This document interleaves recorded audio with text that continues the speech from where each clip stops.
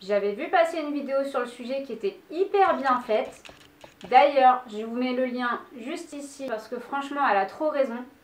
Du coup, je m'étais dit que je ne pouvais pas faire mieux. Entre-temps, il se trouve que certaines choses se sont quand même passées dans mon entourage et que vis-à-vis de mes élèves et des gens que je côtoie dans mon travail, je trouvais ça important de mettre au clair certaines choses.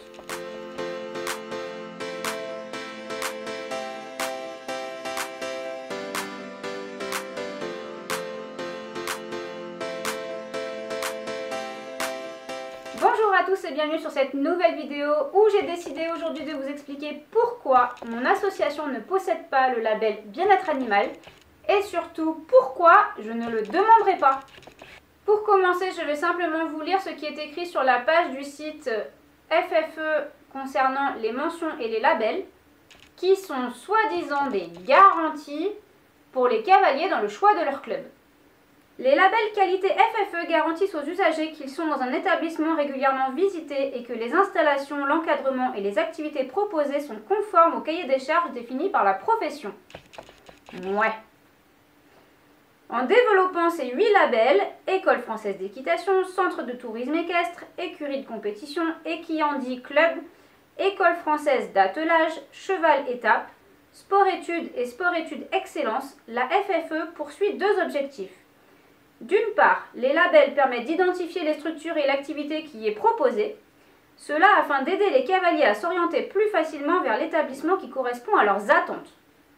Alors, il faudra quand même qu'on m'explique comment les cavaliers peuvent connaître les différentes activités proposées par les labels. Parce que, à part pour l'attelage et le tourisme, ça reste très vague le mot École française d'équitation. D'autre part, ces démarches qualité ont pour vocation à valoriser les compétences des dirigeants d'établissement. Ok, donc en gros, si on n'a pas de label, c'est forcément qu'on fait de la merde. En attendant, vu tout ce que j'entends autour de moi, je préfère être à ma place. L'engagement d'une structure dans une démarche qualité de la FFE est à l'initiative du dirigeant. Pour ce faire, il doit transmettre un bulletin de demande à FFE qualité. Les audits effectués par la FFE font l'objet d'un compte-rendu confidentiel adressé aux dirigeants de l'établissement visité. Le compte-rendu précise les points forts et les points de progrès de l'établissement. Il signifie également l'attribution ou non du label.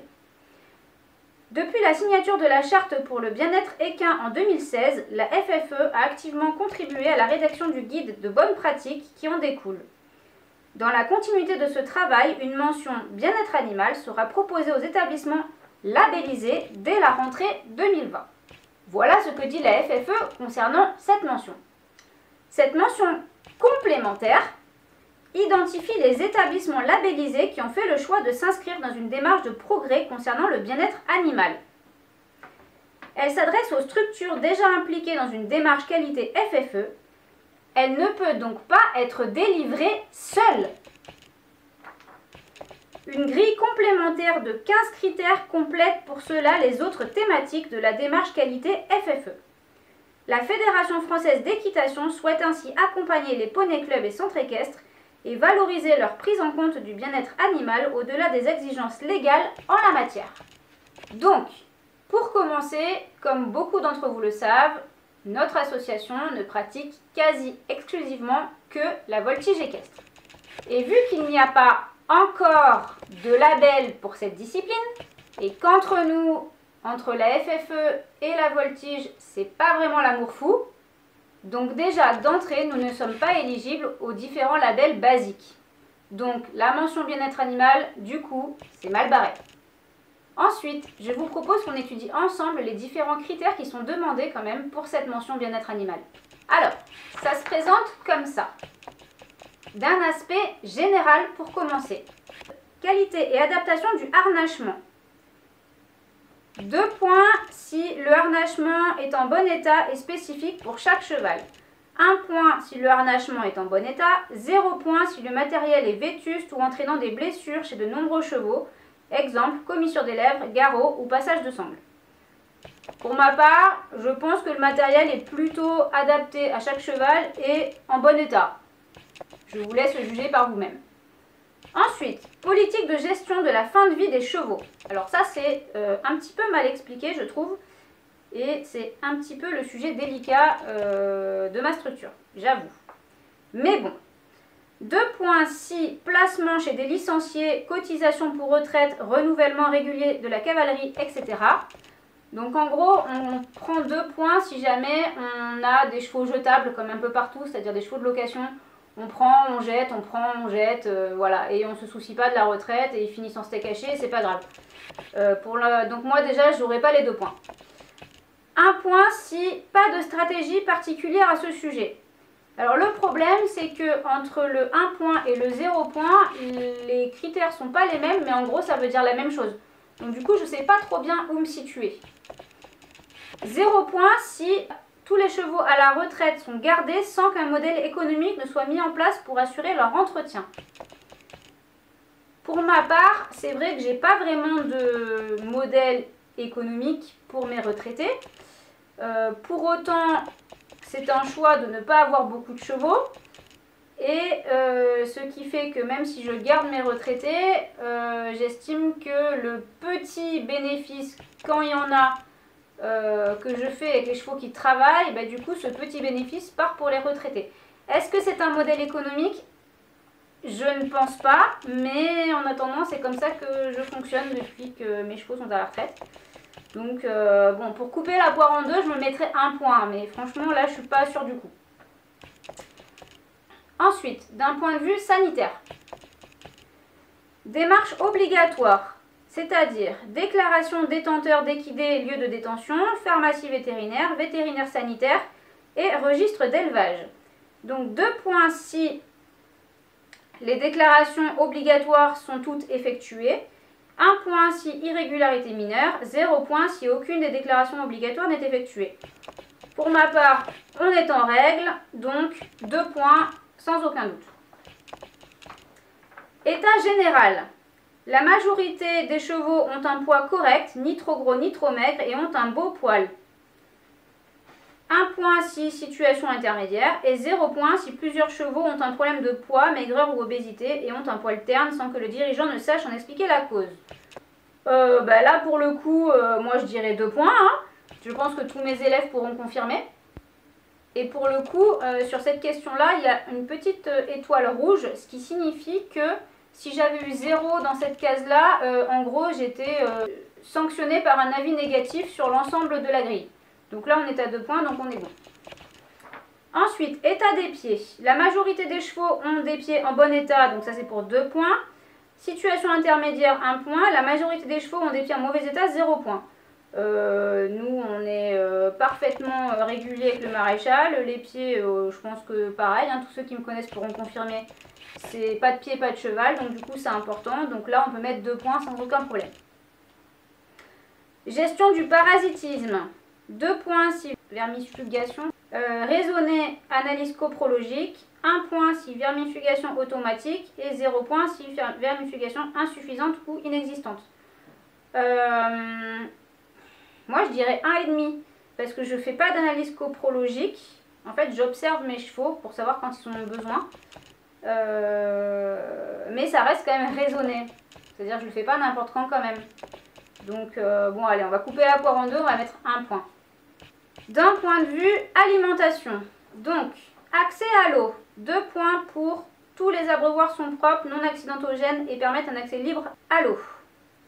1 point si situation intermédiaire, il ne se fout pas quoi. 0 point, tous les abreuvoirs sont sales ou accidentogènes ou l'accès à l'eau est limité. Bah, l'eau c'est la base, hein, c'est comme pour nous les humains, donc 2 points, l'eau elle est changée tous les 2 jours. Non, là il n'y a pas de souci non plus. Et c'est pareil, il y a une petite étoile rouge, donc on est sur 2 points, donc on est bon.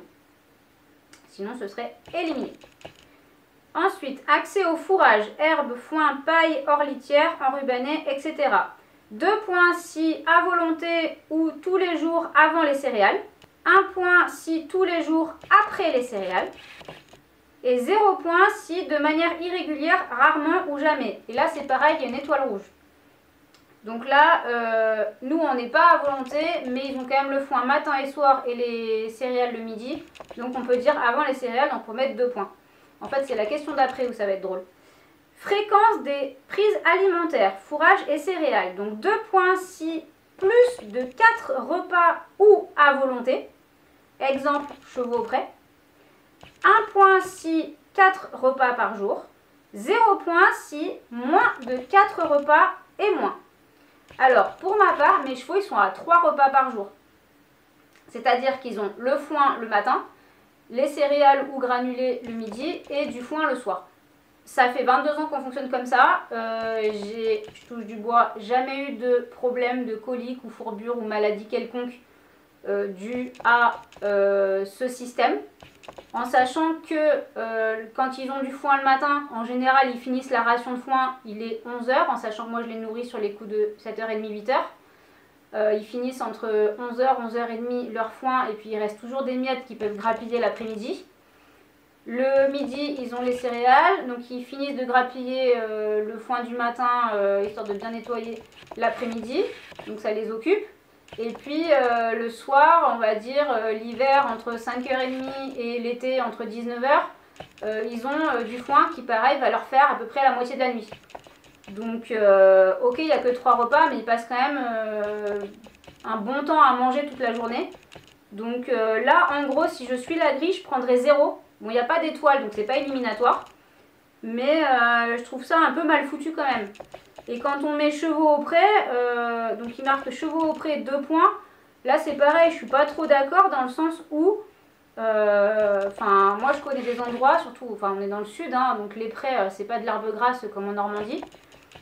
Il y a beaucoup de chevaux qui sont au pré, mais l'herbe elle est dégueulasse quoi, il n'y a rien à bouffer. Donc c'est bien d'avoir des chevaux dehors, c'est très bien, mais si la nourriture qui pousse elle n'est pas de qualité et elle n'est pas nourrissante, je vois pas l'intérêt. Moi, mes chevaux, ils sont en paddock, hein, bon, il n'y a plus rien, hein, ils sont sur de la terre, mais n'empêche que voilà, le foin, il est de qualité et ils en ont suffisamment pour être en bonne santé et en bon état. Donc, bref, je suis pas trop d'accord avec cette question non plus, mais passons. Ensuite, d'un point de vue hébergement. Entretien du lieu de vie. Donc, pour les 2 points, on a un critère intérieur et un critère extérieur. Litière de qualité, propre et en grande quantité. Et pour l'extérieur, abri propre et clôture bien entretenue, en l'absence d'un abri artificiel, présence d'un abri naturel, d'une zone stabilisée, praticable, quelle que soit la météo. 1 point, situation intermédiaire, hein, toujours pareil, il ne se foule pas trop. Et 0 point si litière mal entretenue en quantité insuffisante, hébergement accidentogène si c'est en intérieur. Et en extérieur, clôture ou abri en mauvais état, source de blessures, présence de fils barbelés, sol entièrement à nu ou entièrement boueux. Donc là, c'est pareil, les gens qui connaissent ma structure pourront dire que je pense qu'on rentre dans la case des 2 points. Donc pas de souci à ce niveau-là. En sachant que les parcs qui sont nettoyés 2 fois par jour, donc non, je pense que là on est pas mal. Espace de vie disponible. Beaucoup d'espace permettant aux chevaux de se déplacer à leur convenance, donc ça c'est pour les 2 points. 1 point, espace adapté à la taille et au nombre d'animaux, possibilité de se coucher de tout son long et de se tourner sans se blesser. Ou 0 point, espace disponible insuffisant, la plupart des chevaux ne peuvent pas se coucher de tout leur long, surpopulation. Donc là, c'est pareil, on ne sait pas trop ce qu'ils appellent beaucoup d'espace. C'est-à-dire que nous, on n'a pas 1 hectare par cheval comme c'est censé être en théorie, hein, parce qu'on est quand même sur la Côte d'Azur. Mais j'estime qu'ils peuvent quand même se déplacer à leur convenance, donc là, je pense qu'on est quand même dans les 2 points. Ensuite, sortie libre, hors travail, quel que soit le lieu où elles ont lieu. 2 points pour vie à l'extérieur ou sortie libre quotidienne. 1 point pour sortie régulière au pré ou dans une aire d'évolution, vacances l'été, autres mesures compensatoires. Ou 0 point, pas de sortie libre. Et là, il y a une étoile rouge. Donc nous, on est d'accord que les chevaux, ils vivent à l'extérieur puisqu'ils sont en paddock avec abri. Donc 2 points pour cette question. Et en plus, il y avait une étoile rouge, donc c'est très bien. Ensuite, vie sociale. Possibilité de contact physique libre permanent avec prise en compte des affinités intérieures ou extérieures. 1 point pour possibilité de contact physique libre régulier, exemple sortie au paddock commune ou contact libre permanent sans prise en compte des affinités. ou 0 point pour contact physique libre inexistant. Donc concernant les affinités, en sachant que pour ma part, les chevaux, ils ont tous choisi en fait avec qui ils voulaient vivre. C'est-à-dire que Ulysse est arrivé en premier, donc il avait le grand parc pour lui tout seul au départ. Ensuite Shams est arrivé 3 ans plus tard. Au départ, on a voulu les mettre ensemble, mais vu que ça s'est pas très bien passé, on a coupé le parc en deux. 2 mois plus tard, il y a eu un feu d'artifice au village juste au-dessus, ce qui fait que le bruit, la peur les a rapprochés, c'est-à-dire qu'ils ont cassé la séparation et que le lendemain matin, ils étaient tous les deux dans le même parc. Et depuis 17 ans, du coup maintenant, ils sont devenus inséparables et du coup depuis 17 ans, ils vivent ensemble. Ensuite, Tekna est arrivée, donc Tekna c'est pareil, on l'avait mis dans le parc juste au-dessus, le temps qu'elle s'acclimate et qu'elle fasse connaissance avec les copains sans pour autant être avec. Je me rappelle plus combien de temps ça a duré, mais pas très longtemps non plus, jusqu'à ce qu'elle passe sous les fils et qu'elle finisse dans le parc avec les copains. Donc depuis, elle est avec les copains. Donc ils vivent tous les trois. Ensuite, quelques années après, c'est Rasta qui est arrivée. Alors Rasta, ça a été très rapide, c'est-à-dire qu'on l'avait mise dans le parc au-dessus au départ. Et elle est arrivée en fin d'après-midi. Et le lendemain matin, quand on a nourri, elle est passée sous le fil, elle a sauté le mur et elle a fini dans le foin à manger avec Ulysse. Bon, il n'a pas trop apprécié, mais bon, il a mis les points sur les i. Et depuis, entre tous les deux, c'est l'amour fou. Alors, ils ont vécu tous les 4 ensemble pendant une certaine période. Et quand on a su qu'elle était pleine, on a préféré la remettre dans son petit parc juste à côté pour qu'elle puisse être tranquille, qu'elle puisse manger à sa faim. Parce qu'elle était dans un très mauvais état quand on l'a eue. On a mis 1 an à la remettre en état et en plus, on a appris qu'elle était pleine. Donc, du coup... donc on l'a mise un peu à l'écart pour qu'elle puisse manger à sa faim, se retaper, histoire de bien avoir ce qu'il fallait pour elle et pour son bébé surtout, qu'il puisse naître en pleine santé. Puis elle vit toute seule, bon elle a vécu pendant 8 ans avec son poulain quand même, mais depuis voilà elle est toute seule parce que bon elle s'entend plus trop avec Tekna depuis la naissance du poulain, donc c'est un peu la bagarre entre les deux, donc je préfère qu'elle soit toute seule et qu'il n'y ait pas de casse. Par contre, quelques mois plus tard, il y a Tintin qui est arrivé. Donc Tintin c'est pareil, on l'a mis dans le parc à côté tout seul au départ. Lui il a toujours vécu tout seul dans ce parc là, bon toujours à proximité des copains. Hein. Mais voilà, il vit tout seul parce qu'il est quand même costaud, il est issu d'un troupeau, donc la vie en troupeau il sait ce que c'est, il est dominant, il ne se laisse pas faire. D'ailleurs ça m'est arrivé qu'il casse les clôtures et qu'il se batte avec Ulysse. Donc j'ai jamais voulu prendre le risque de les mettre ensemble. Je préfère que, voilà, que les dominants soient quand même séparés, c'est quand même plus judicieux, ça évite la casse. Et cependant, régulièrement, quand on est avec eux dans les parcs, quand on fait les parcs, quand on nourrit, etc., ça arrive qu'on enlève la séparation entre Tintin et Rasta pour qu'il puisse justement y avoir du contact entre les deux. Bon, même si en vrai, ils se tolèrent, mais c'est pas l'amour fou, donc il n'y a pas vraiment de contact. Ils font chacun leur vie. Mais voilà, au moins ils sont ensemble. S'ils ont envie de se faire courir ou de jouer ensemble, ils peuvent jouer. Mais voilà, c'est vrai qu'entre Tintin et Rasta, c'est pas vraiment l'amour fou. Donc là, voilà, je pense que niveau respect des affinités, pour mettre en place les différents parcs, je pense qu'on est au top. Là. Je pense qu'on peut pas faire mieux puisque c'est eux qui ont tout choisi. Ensuite, dans la partie comportement. On a comportements anormaux, entre parenthèses, stéréotypie, apathie, hyperagressivité. 2 points pour aucun cheval ne semble présenter des symptômes comportementaux. 1 point pour situation intermédiaire, quelques problèmes comportementaux identifiés par le dirigeant, mesures mises en place. Ou 0 point pour beaucoup de chevaux présentent des problèmes de comportement, pas de conscience de la part du dirigeant, rien n'est mis en place. Alors... Là, moi j'aurais envie de mettre 2, en plus il y a une petite étoile rouge. Même si j'avoue que mes poneys ont tous leur caractère, on n'est pas sur des chevaux de club blasés qu'on peut trouver à certains endroits. Moi ils ont tous leur caractère, ils ont tous leur façon d'être.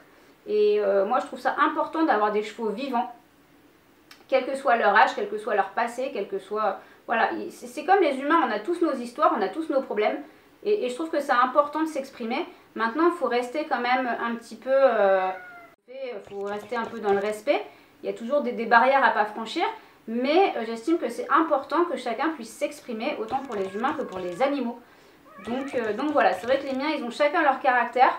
Voilà, ça arrive parfois que Tekna, elle mette un petit coup de dent à un enfant qui aura fait un geste brusque, voilà, qui s'en sera pas forcément rendu compte, parce qu'un enfant, ça bouge, c'est normal, et un poney, ça bouge aussi, c'est normal. Moi, comme je dis à mes élèves, quand ils me disent « Ah, mais elle bouge », oui, mais si elle bouge plus, c'est qu'elle est morte. Donc un poney, ça bouge, un enfant, ça bouge, et je pense qu'il faut que chacun apprenne à se coordonner et que chacun apprenne à faire attention à ce qu'il fait, autant les enfants que les poneys. Donc oui, c'est vrai qu'il y a des petits coups de dents qui peuvent arriver.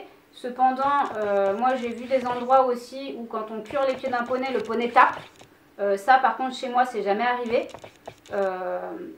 Est-ce que ça peut être des problèmes de comportement? Non, je ne pense pas. Moi j'aurais tendance à me mettre 2 points parce qu'ils sont quand même tous gentils. C'est juste qu'il faut apprendre à gérer un cheval, hein, simplement. Ça apprend aux enfants qu'il ne faut pas faire de gestes brusques, qu'il ne faut pas faire certaines choses autour des chevaux parce qu'ils aiment le calme et ils n'aiment pas la brutalité. Donc moi j'ai pas tendance à dire qu'il y a des problèmes de comportement. Maintenant, est-ce que ça conviendrait à un agent qui viendrait m'évaluer pour ce label?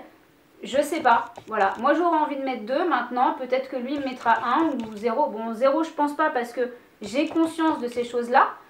Donc voilà, je pense pas que ça vaille 0, peut-être 1, puisque voilà, je mets souvent des choses en place comme le fait de leur mettre du foin, au moins ils ont la bouche pleine et au moins ils font un peu moins attention à ce qui se passe autour d'eux.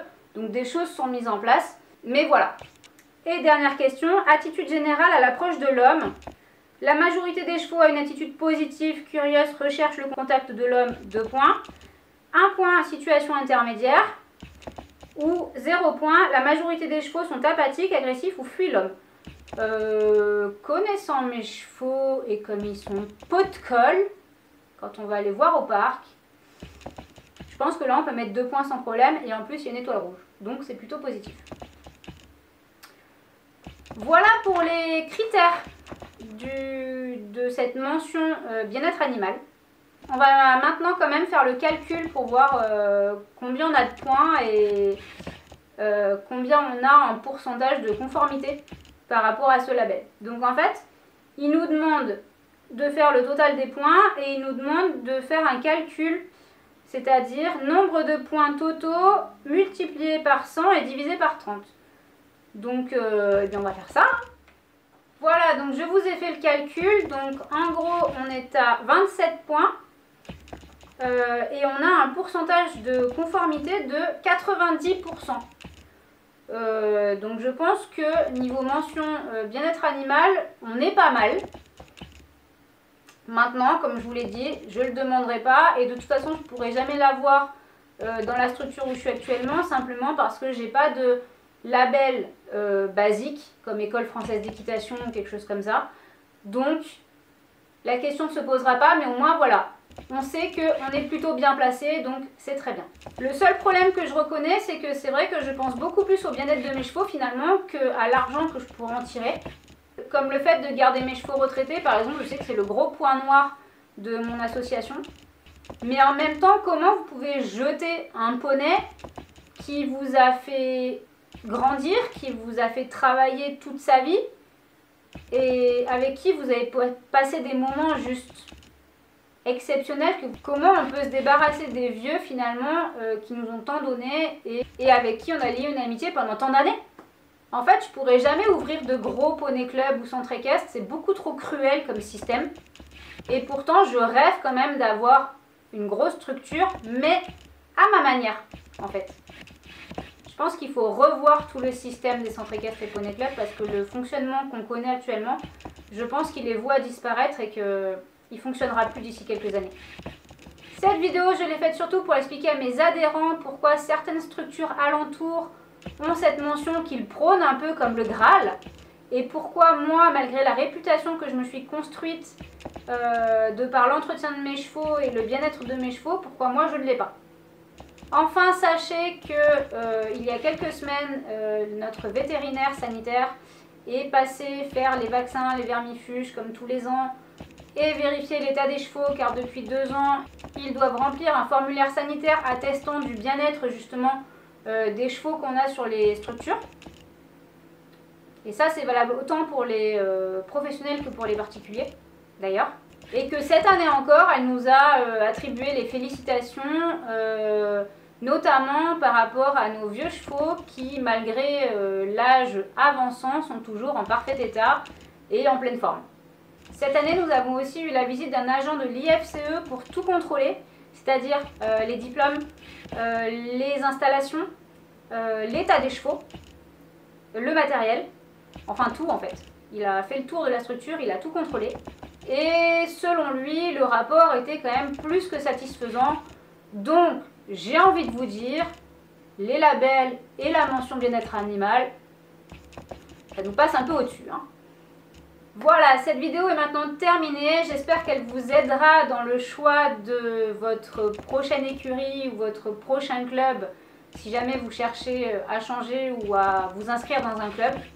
Tout ça pour dire surtout qu'il n'y a pas que les labels dans la vie. Vos yeux restent les meilleurs juges. Et quant à nous, on se retrouve très bientôt dans une prochaine vidéo. Alors, pour la petite anecdote de cette vidéo, là j'étais en fait en train de tourner un petit raccord d'un morceau de vidéo qui a coupé hier quand j'ai commencé à tourner. Pas plus tard qu'il y a quelques minutes, je reçois un coup de téléphone en fait, en plein tournage, d'une jeune fille qui s'occupe de... Je sais pas comment expliquer ça parce que j'aurais dû recevoir un mail pour m'expliquer, mais en fait j'ai rien reçu donc j'étais pas du tout au courant. En fait c'est la région sud qui a priori, d'après ce que j'ai compris, a mis en place un label justement concernant la valeur environnementale d'une structure équestre et justement bien-être animal qui a absolument rien à voir avec le label FFE qui est vraiment mis en place par la région. Et a priori j'y suis éligible. Donc elle va m'envoyer tous les documents par mail. Je vais avoir une formation a priori au mois de décembre pour qu'on soit au courant de comment ça se passe, d'avoir tous les supports, etc.